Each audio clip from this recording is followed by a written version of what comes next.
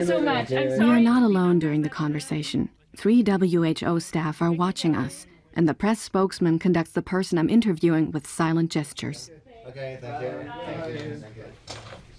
I would like to know about conflict of interest forms, and I would like to see the conflict of interest forms of Frank Sullivan. I'm just able to refer the question on to the necessary people, because that might be within the archive of the organization. Yeah. But as the role of the reference librarian, that's what we do. My official inquiry about Frank Sullivan's conflict of interest form is a dead end, despite countless phone calls.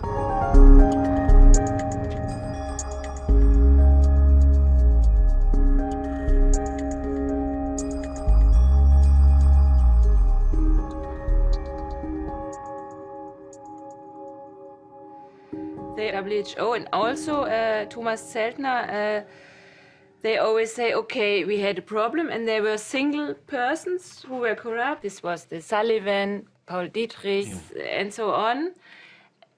But I'm always doubting, I mean, was it really single persons and now it's over, or could you say that entire segments of WHO are corrupt? We have all the tobacco company documents which show how major corporations operate.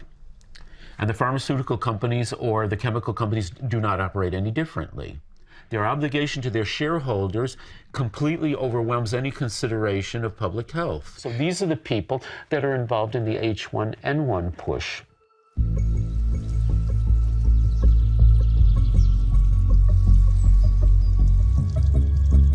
Do I know enough now?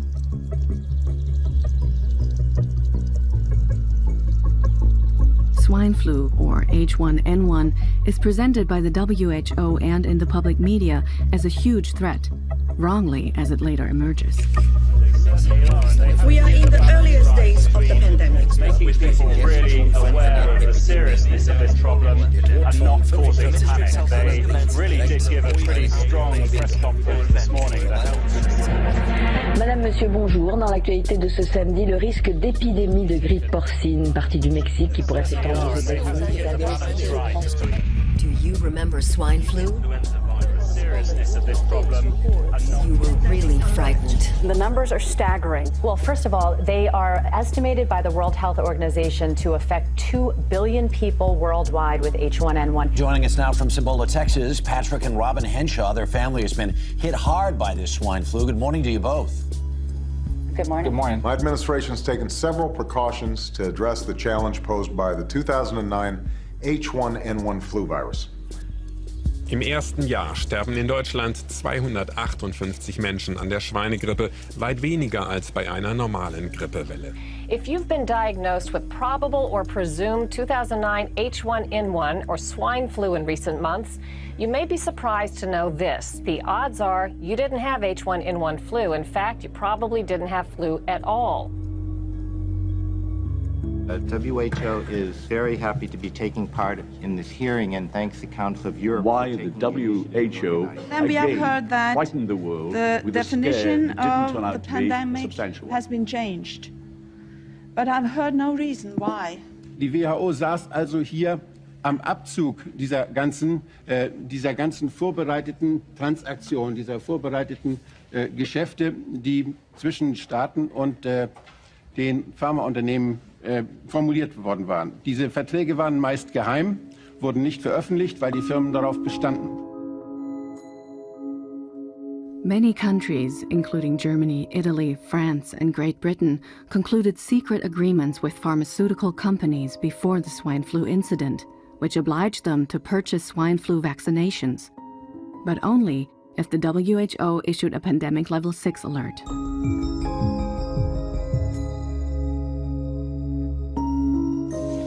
The world is now at the start of the 2009 influenza pandemic.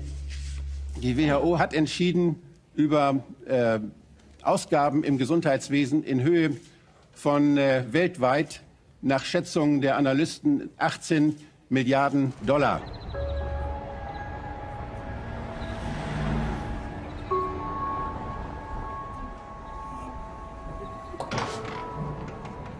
Glaxo, Novartis, Sanofi, alle hatten sie diese Impfstoffe in neuen Produktionsanlagen auch für die Pandemie bereitgestellt. Alle hatten sie Verträge mit Nationalstaaten gemacht und dadurch, dass sie so viel investiert hatten, aber das nicht verkaufen konnten, weil ja keine Pandemie kam. Und die nächste Grippe war auch nicht in Sicht und da haben sie eine gemacht.